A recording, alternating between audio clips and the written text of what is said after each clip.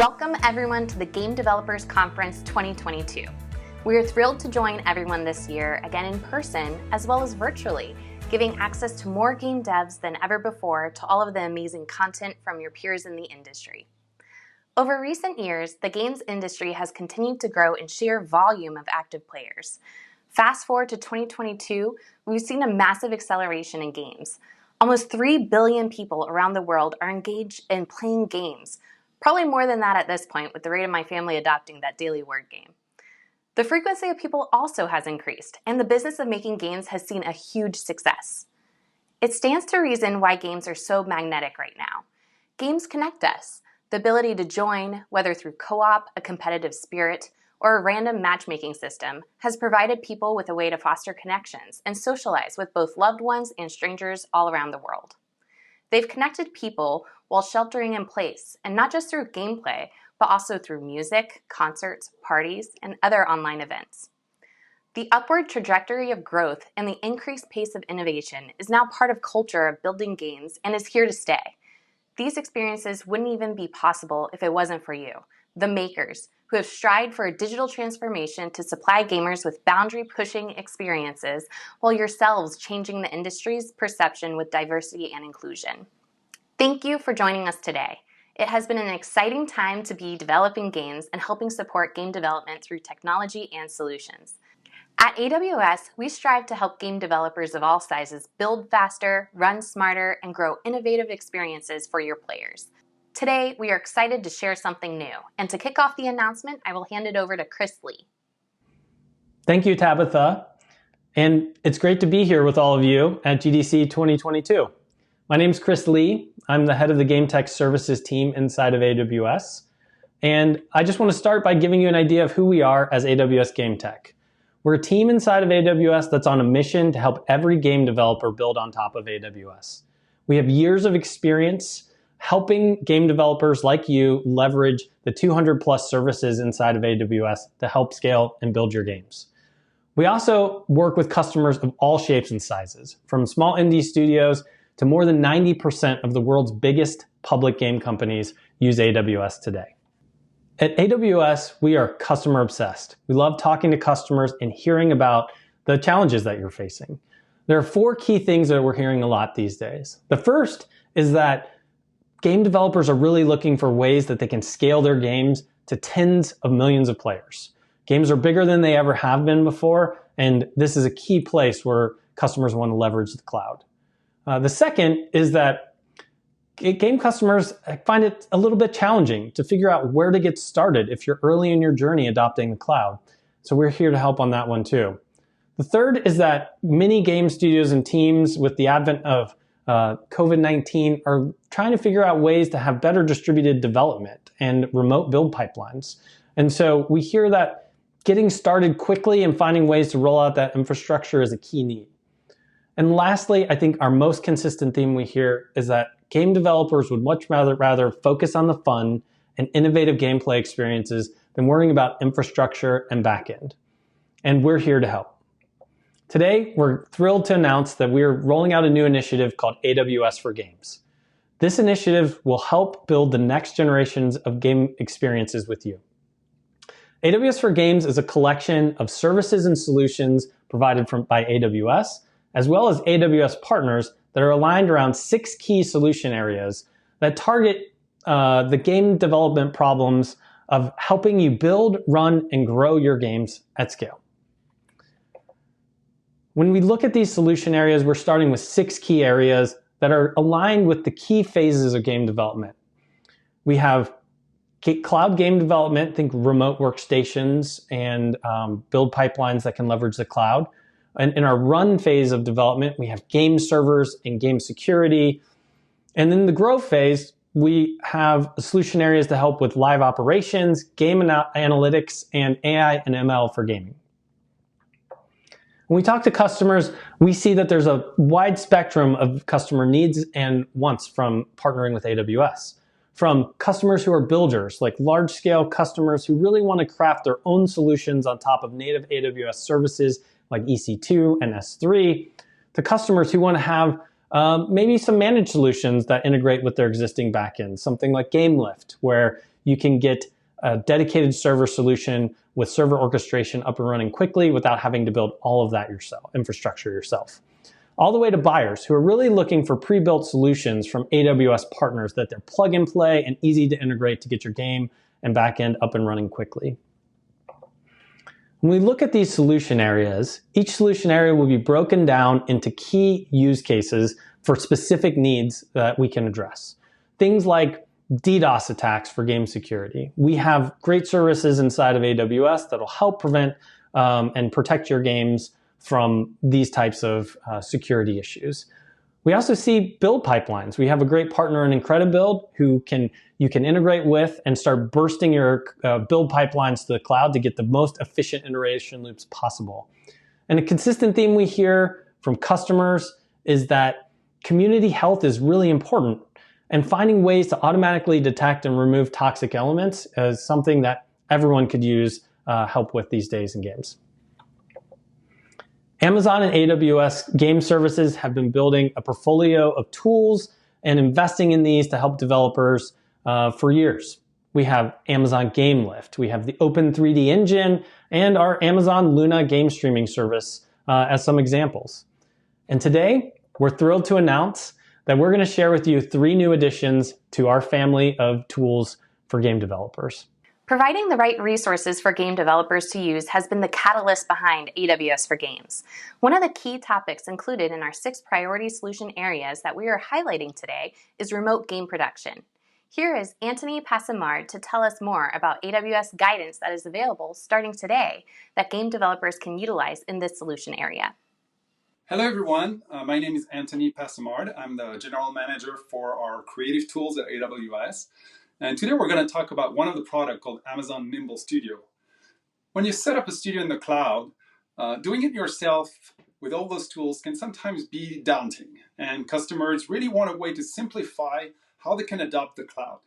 Last year, we announced the general availability of Amazon Nimble Studio. So what is Amazon Nimble Studio? It's a set of services that simplify how you build and operate a cloud-based studio. It has virtual workstations that you can spin up for your artists and developers. You have cloud rendering capabilities, and you have shared storage. When we initially launched Amazon Studio, we focused on 3 main initial use cases.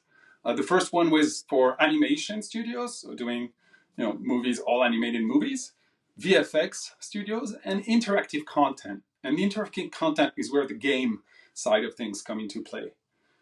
Today, Amazon Nimble Studio is available in Oregon, US West, US East, and Canada, and Central, in Europe, in London, and Sydney for Asia Pacific. And we also launched a local zone in Los Angeles recently. So we have all those regions available for our customers. So today, what we're announcing is Nimble Studio for Games. Nimble Studio supports the CI/CD pipeline with IncrediBuild. We also support production tracking with Perforce, and that's all underpinned with the AWS infrastructure and technology, providing the power you need to build games.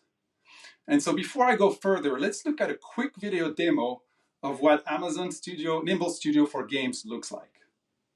Amazon Nimble Studio provides infrastructure for creative studios. We will quickly demonstrate how Nimble can be deployed for game development studios. Nimble deploys Perforce Helix Core and Swarm into a studio account. Here, you can see Unreal Tournament assets loaded into Perforce in our demo studio. Nimble also deploys a Jenkins server, an IncrediBuild coordinator, and IncrediBuild agents into the demo studio. Jenkins has been configured to point to our demo studio's server, as seen here, so that we can easily commit changes and kick off builds to IncrediBuild, where it will be automatically accelerated by our studio's cloud computing power. When we submit a commit change to Perforce, Jenkins kicks off the IncrediBuild process automatically.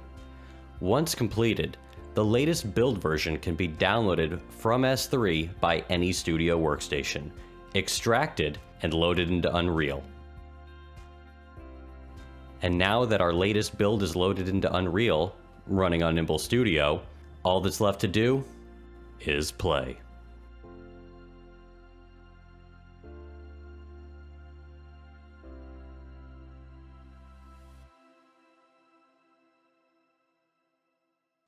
I hope you liked the demo as much as I did. It's great to see this virtual workstation leveraging IncrediBuild and Perforce to allow developers to build games in the cloud.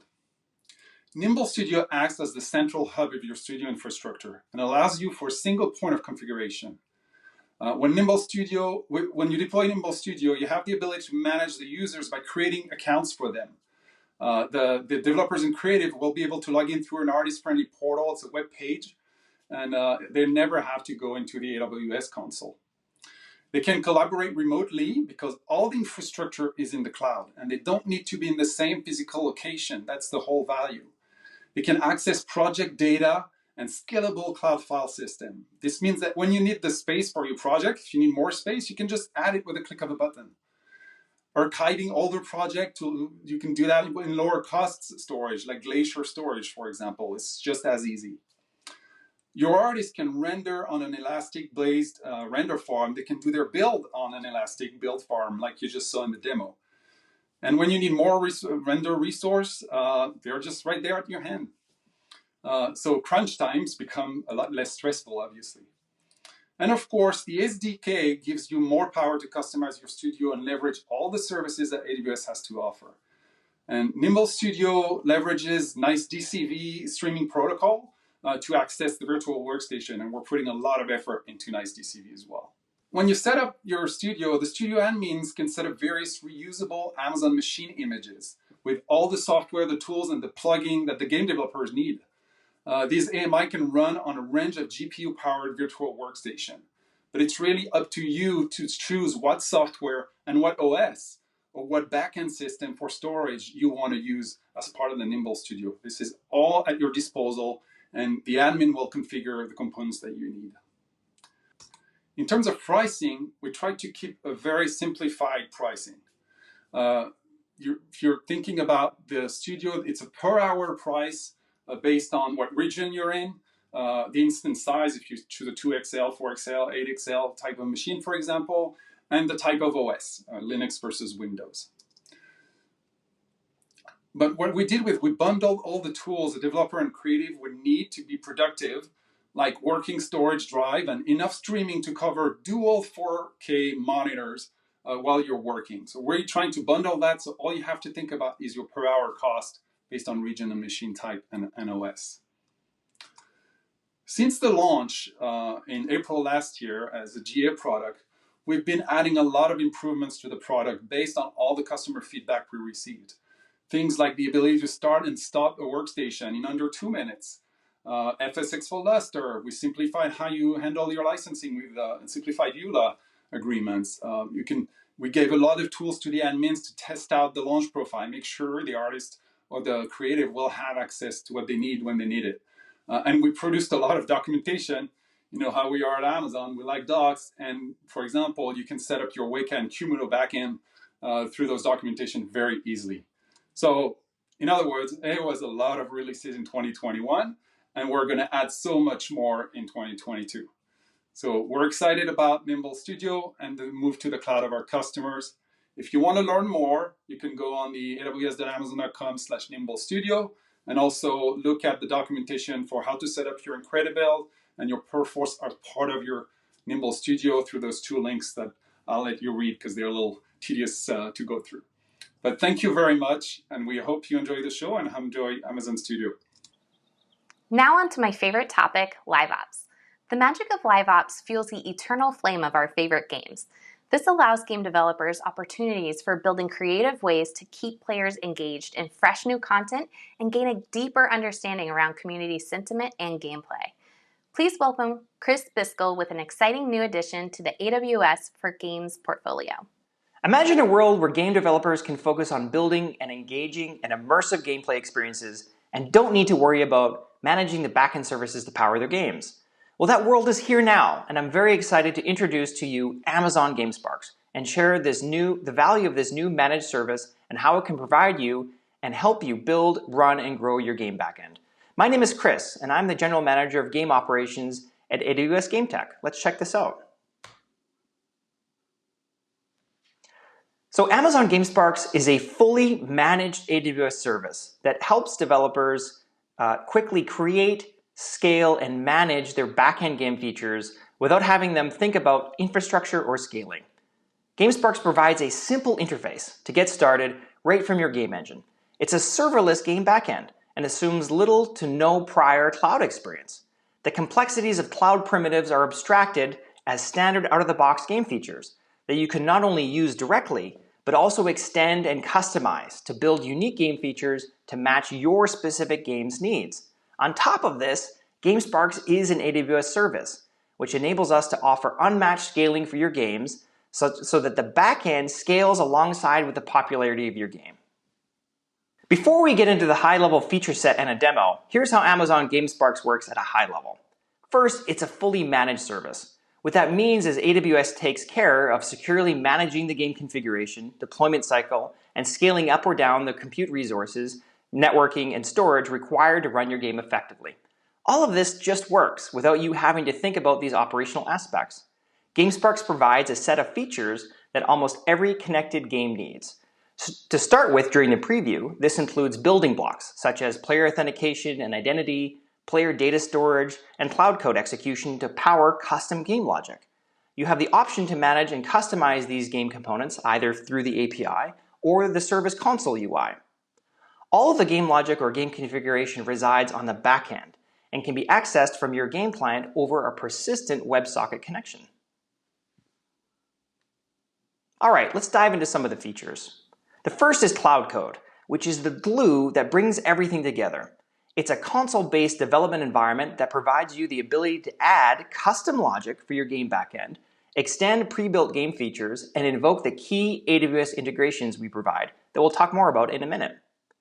Managed Player Data provides an integrated data storage for your player data. Data such as what level the player is on or what preferences or device they're using.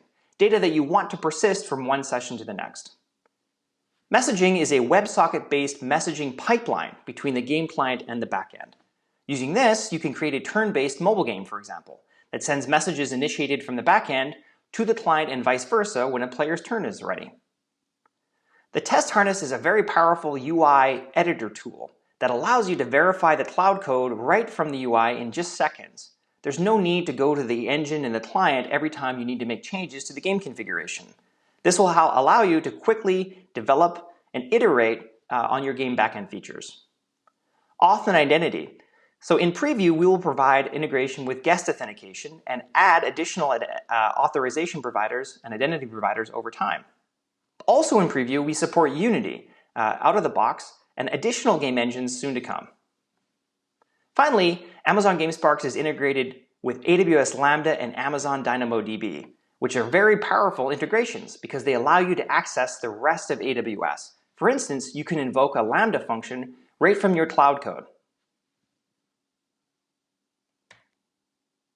Okay, let's take a look at a demo. And while you watch the demo, take note of how easy it is to get started, the various AWS integrations GameSparks has into other pieces of AWS, and the iterative development process. Make it fast for you to iterate on your game features. Right, the game we have here is called Mob Rush. You can play this game as a single player or against a friend with some bots in the either mode. The objective of the game is to collect more people to be part of your mob, and whichever player has the largest mob size at the end wins. With that, let's kick off playing with a friend. I'll choose the default speed boost mode, and let me create a room so I can share it with my friend and have them join in. Alright, we have a code here. I'll share this code with my friend and have them join in. Once they join in, we'll be able to see their name and photo over here and kick off the game. Alright, Bob's here. Let's start the game.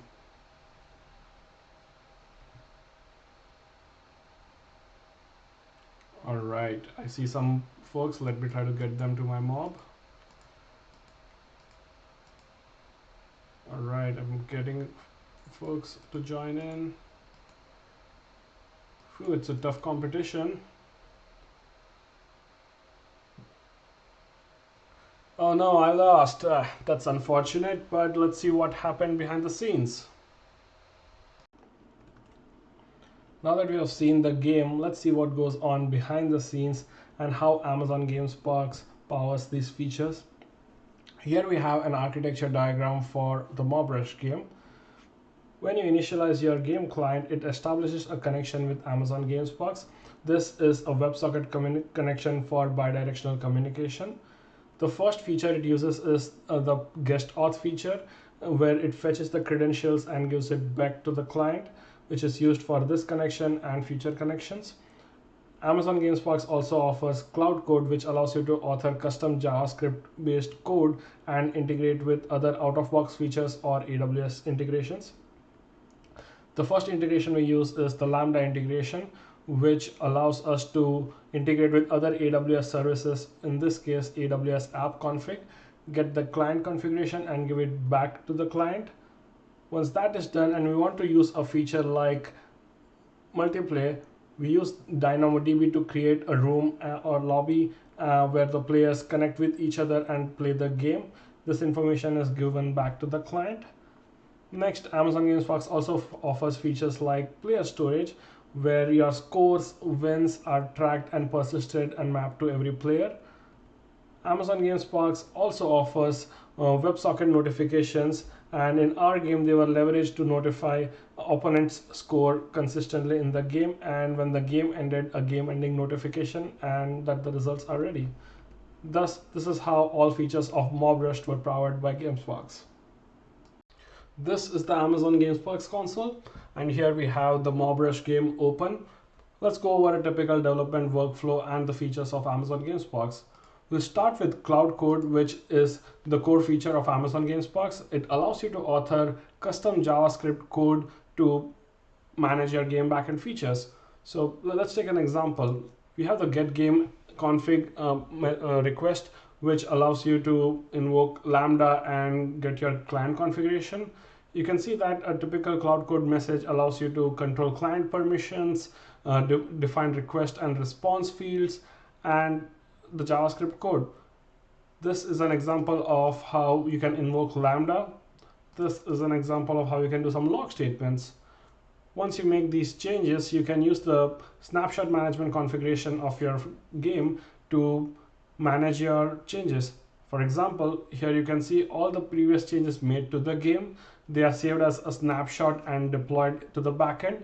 You can pick any previous snapshot and choose to deploy it if you realize there's some issues and you want to go back to a previous version. You can also export and import game configurations to improve collaboration with your teammates or put it to a other system outside Amazon GameSparks. Next, Amazon GameSparks offers test harness that once you deploy your configuration, you don't need to go back to the client to test it out. You can use test harness, which creates a connection with the backend, retrieves a player ID, a player auth token, and send request. So we'll use the get game config Lambda request. We'll populate this example of like, oh, it doesn't need any parameters, and send that message. And we get back a response from the service. So you can see here the configuration of power-ups, game duration, etc. is available right here. We don't have to go back to the client to test this out. I hope that demo gave you a good sense of how Amazon GameSparks makes it easy for you, the game developer, to easily create, test, customize, and scale your custom backend game features. Today, you can go and sign up for Amazon GameSparks at aws.amazon.com/GameSparks, and you can get building. Next, there's no charge to use GameSparks during the preview period. Finally, we're just getting started. We're very eager to hear from you what features you like, which ones you want to see us build, or any feedback you have. We value that greatly. Thank you for giving us your valuable time today. Bye for now. It's exciting to see the new GameSparks taking shape and now available in preview. For another exciting announcement, I'd like to introduce Tawfiq Hussain. Thanks, Tabitha. Hello, everyone. My name is Tawfiq Hussain, and I head the product teams at AWS Game Tech, where we help game developers operate games on AWS.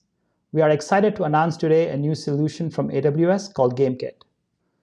GameKit is an open source solution available today for the Unreal Engine, which allows game developers to deploy and customize cloud-connected features for their games. These features are customizable and are managed in their own accounts. We created GameKit as game developers don't always have cloud expertise and spend months researching services and writing undifferentiated code to build features for their games. To solve for this problem, we are bringing the ability of building cloud-connected features directly into the game engine.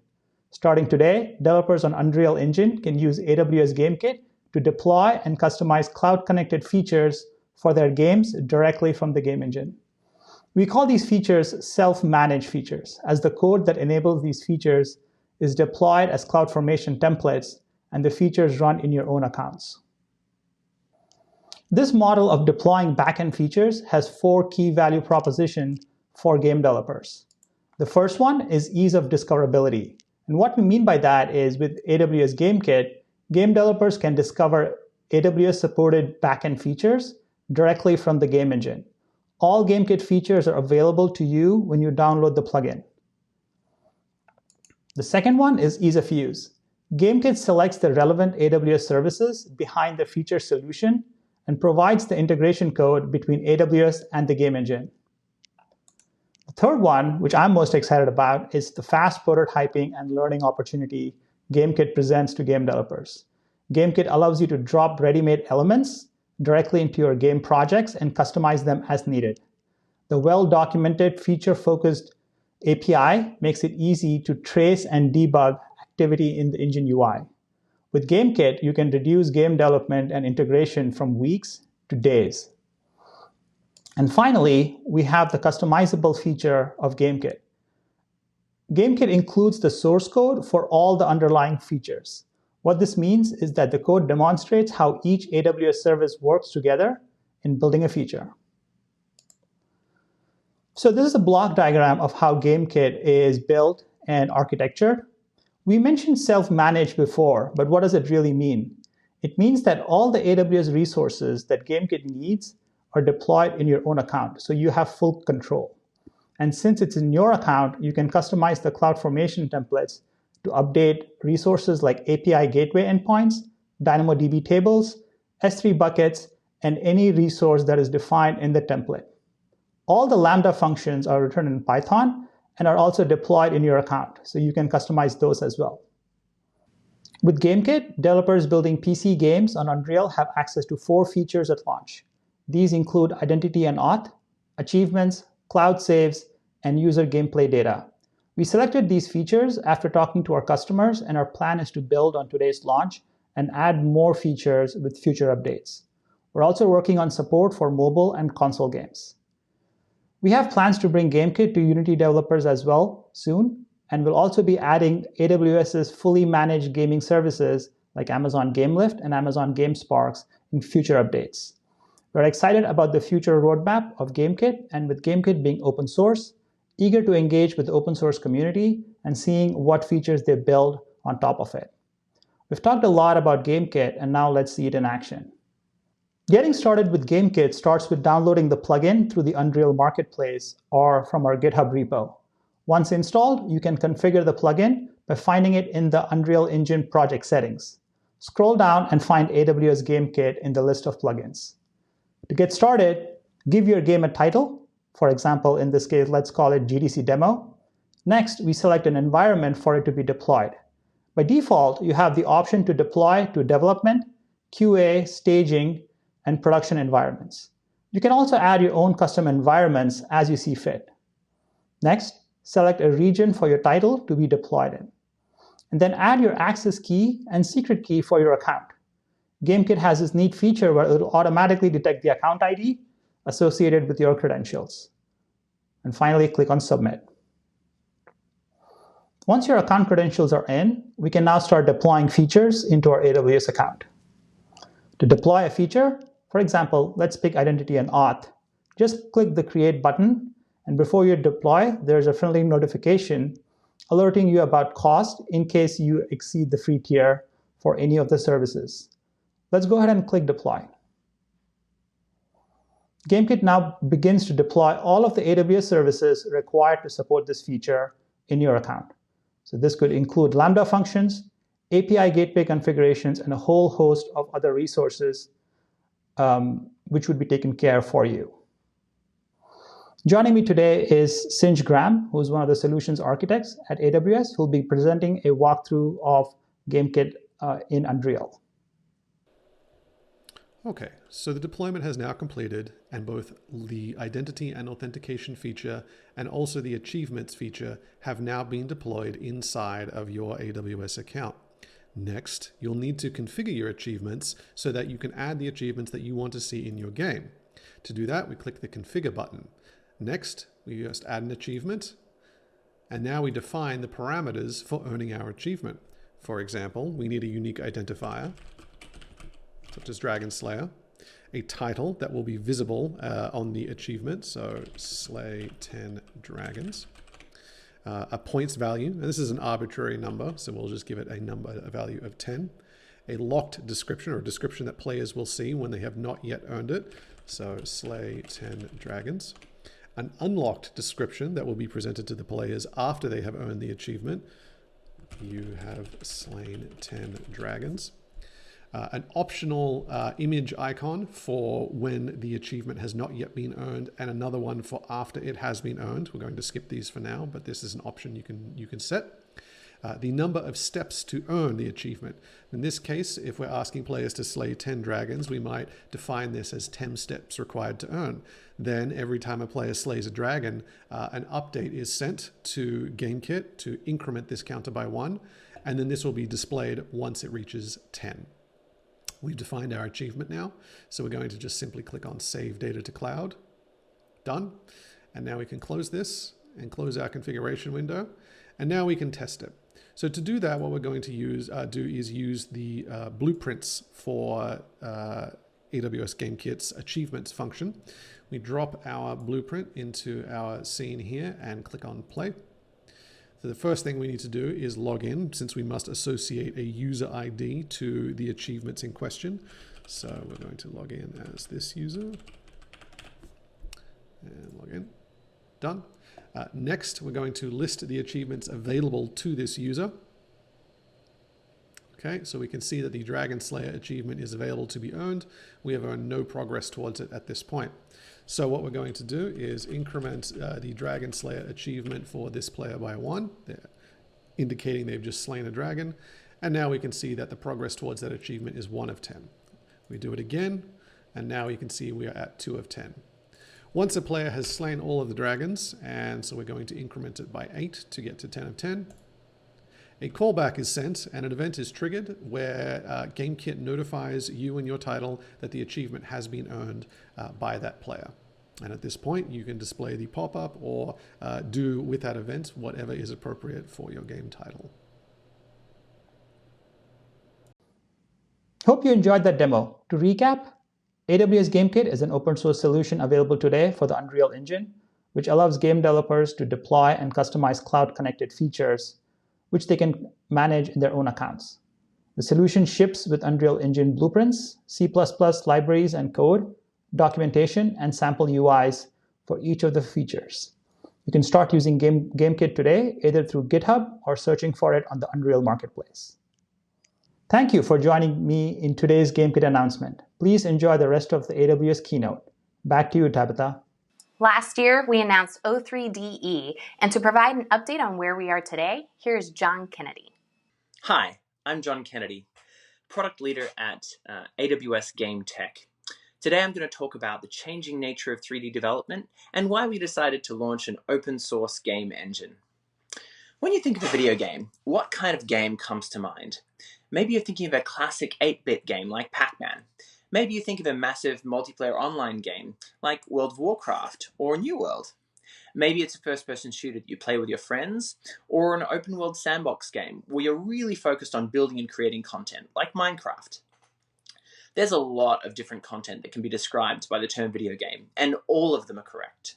Games as a category of entertainment have evolved from what was once the domain of an arcade cabinet to something that's a huge world with thousands of players. Historically, 3D experiences have been smaller, self-contained single-purpose entertainment apps, but over the past decade, games have expanded out to become complex experiences with entire worlds, and in some cases, fully functioning economies. And 3D experiences aren't limited to the video game industry now. We're seeing 3D experiences being built in architecture, engineering, construction, retail, for digital twins that can be used for operational management, design, and training. We can take a look at some of this in action in a game like New World. Amazon Games launched New World, a massively multiplayer online game, back in September. And since launch, New World has had at peak over 900,000 concurrent players. New World contains a lot of traditional elements of an MMO, things like open world, player versus player combat, player versus environment combat, questing and crafting, but it also includes deep integrations with player-driven content both in and out of the game. New World features dynamic world states through faction conquest models and player customization opportunities through custom housing. This really encourages players to invest in building out their digital residency. Outside of the game, New World has deep integrations with platforms like Twitch, which also allows content creators and streamers to take a larger role in the game's overall experiences. New World was built using the Amazon Lumberyard engine, the precursor to the Open 3D engine, which we're going to be talking a little bit more about in a minute. Game engines can offer capabilities such as rendering, physics, animation, no-code scripting, and other content creator tools to accelerate the creation of 3D content. So let's talk about the reason we might want to take a game engine open source. Broad adoption of open source game engines will mean the proliferation of interoperable, reusable, high-fidelity content, unencumbered by proprietary restrictions that can be imported into many experiences. Developers are more likely to build open source components on top of an open source platform. For instance, shared in-game creator tools for user-generated content. For the first time, small teams will be empowered to build and own their own platforms. This means more metaverses. Proprietary systems gravitate towards proprietary formats. An open source engine will naturally produce open standards, like standards for spatial data that can be used between experiences. Shared runtime components like the 3D renderer enable all developers to focus on innovation, diversifying the field of experiences possible. Of the top 150 game companies, at least 74 build and operate their own engine. If all of those companies decided to use an open source engine as the basis of their private engine, we would see them building experiences faster. And the incentive to contribute to the upstream open source code base for shared maintenance would in turn raise the bar for all game experiences. Industry transformations with open source in other industries include what happened with operating systems in the late 90s, early 2000s, and what happened with content management systems in the early 2000s as well. And they're really great examples of what could happen in the game industry today. If you look at the end of the 90s, when Linux was emerging from Linus's 386, there were only proprietary operating systems available. By the 2000s, Linux had taken over, powering the majority of web servers. By 2013, 75% of mobile phones ran on Android Linux, and now 99% of web servers run on Linux. And if you look at content management systems, at the end of the 2000s, basically all of the digital agencies owned and operated their own private content management systems. There were a few proprietary vendors, but then along came Drupal and WordPress in the early 2000s and completely revolutionized the industry. The vast majority of digital agencies picked up their own versions of those open source content management systems and built on top of them, but also contributed back to the communities, building millions of websites and really spurring forward Web 2.0 and all of the applications that were built with that as well. Right now, we're also seeing this in the search industry with the open search community, and this is really what we want to happen with game engines. The trends we see across these transformations are shared table stakes functionality being built and maintained collectively, a small stable core surrounded by an ecosystem of contributed modules that release on a different cycle to core, enabling faster innovation, and more specialized use cases. In open source, in Open 3D Engine, we call these modules gems. Users becoming contributors. This trend is incredible. In open source, what we see is that users initially come in to solve their own problem and then start fixing and building on top of the open source ecosystem, enabling faster innovation.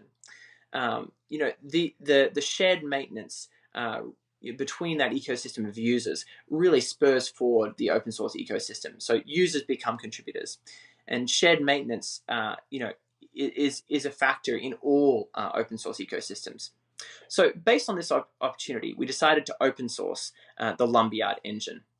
And we released in July the developer preview of the Open 3D engine that includes Atom, a new configurable multi-threaded photorealistic renderer, modular architecture, including the system I mentioned before, GEMS, that allow customization of subsystems, a low latency networking transport layer, high fidelity math libraries that were actually open source libraries that we brought into the engine, AWS integrations for multiplayer authentication, storage, and cloud scripts to really accelerate cloud-enabled games, a Python UI extension framework, visual scripting using our no-code scripting tool, and then also JSON-based game object template systems that allow content creators to build out large worlds even faster.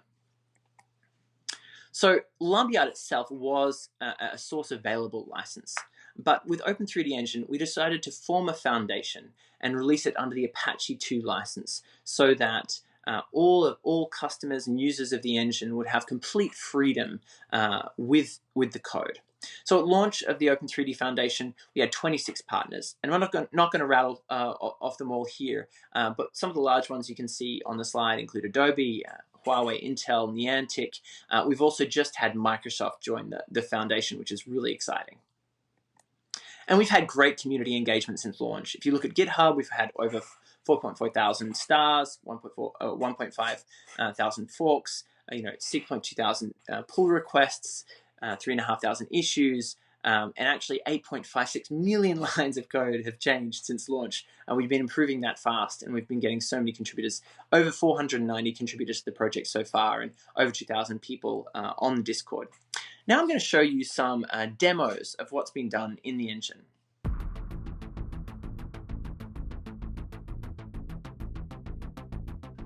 So you can see here, this is a game world that has been built by one of the developers creating a game on top of Open3D Engine. You can see they've built out animation with emotion effects, the animation tool from the engine. You can see there's lighting effects in this scene, combat, a whole range of scripted actions that have been built within the no-code scripting tool, and really the start of a full game world here. You can see some of the brilliant graphics enabled by the Atom renderer here with the reflections you're seeing off the shields. The next demo we're going to show is actually non-gaming related, but it shows off many of the features of the engine. So this is actually a simulation of a scene that we call the loft, and you can see the photorealistic, furniture and reflections and lighting in the scene. It's really a beautiful way to demonstrate what you can do with the engine. Of course, this could also be a game world. It definitely has characteristics of some games that we see being launched and being built with the engine. And now I'd like to introduce Suzanne Liebrich, our senior design technologist, who is going to show us the editor inside the engine and some of the components that content creators and developers can use to create 3D experiences. Hi, and welcome to this very quick demo of the Open3D Engine editor. Here we're going to take a look at this robot scene, and specifically let's take a look at this robot prefab here. On the right side in the Entity Inspector, you can see all of the different components that make up this particular robot. So the first thing we're going to take a look at is the Script Canvas component. So Script Canvas is a way for us to create interactions without needing to write any code.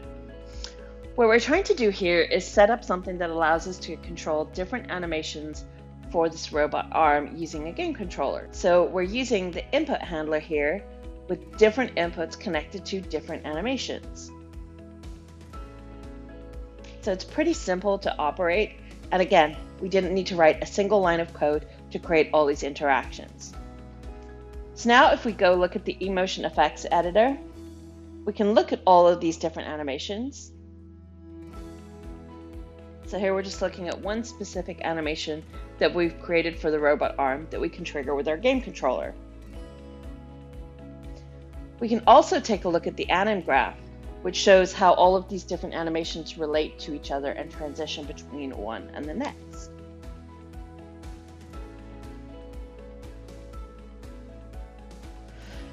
Next, let's check out the material editor. So we're going to edit the source material that these robots are using. And you can see here in the material editor, lots of parameters that you're probably pretty familiar with, all very easily editable.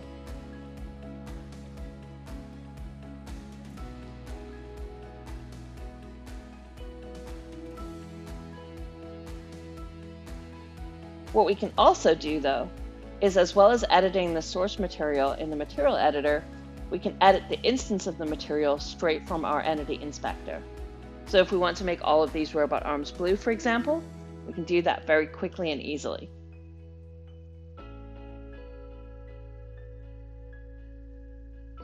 Finally, if we play this animation, we can now see that we're controlling all of the robot arms with our game controller. And that's it for our quick tour of the Open3D engine. And now I'd like to introduce a demo from Imagination Technologies of a scene they've created with Open3D Engine.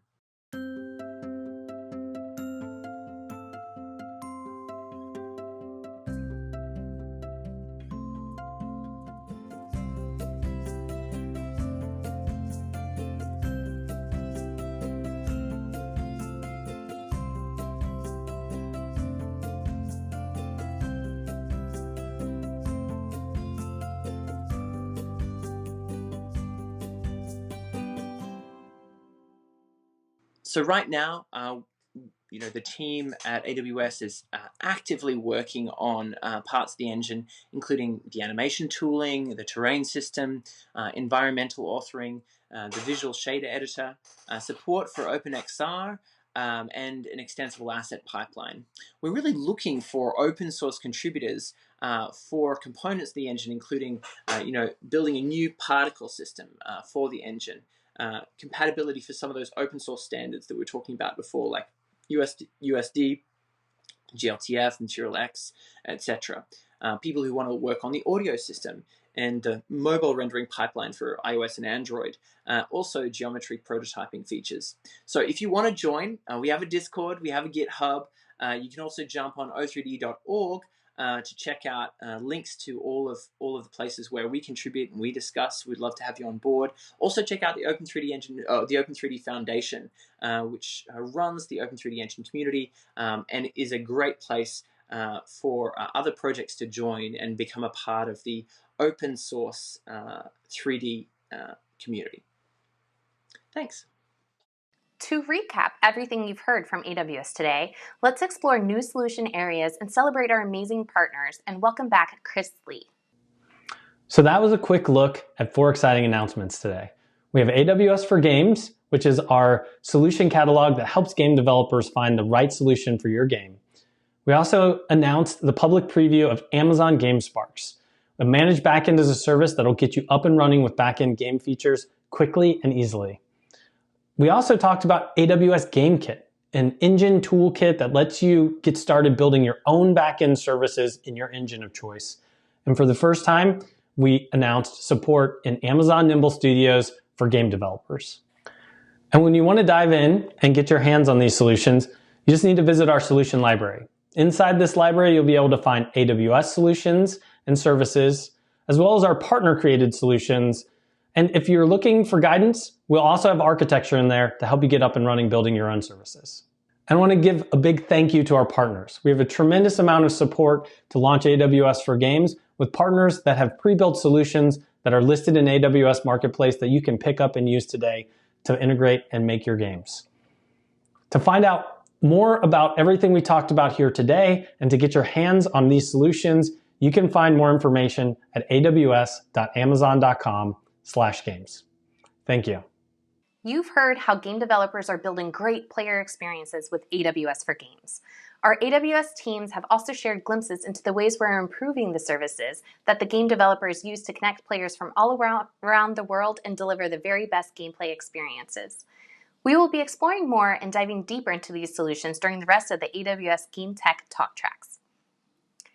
From supporting the earliest phases of the game production process with security and performance, through optimizing the operations of a live game, to using artificial intelligence and machine learning as part of analytics that help game developers better understand the player needs, there are endless possibilities with AWS for Games. Behind great games, developers of all shapes and sizes are using AWS to build faster, run smarter, and grow amazing game experiences for players, wherever they are. From all of us at AWS, we wish you a wonderful GDC experience. Thank you for everything you have done in the industry to make this year the best yet for games. Be safe, take care of each other, and have fun. See you next time.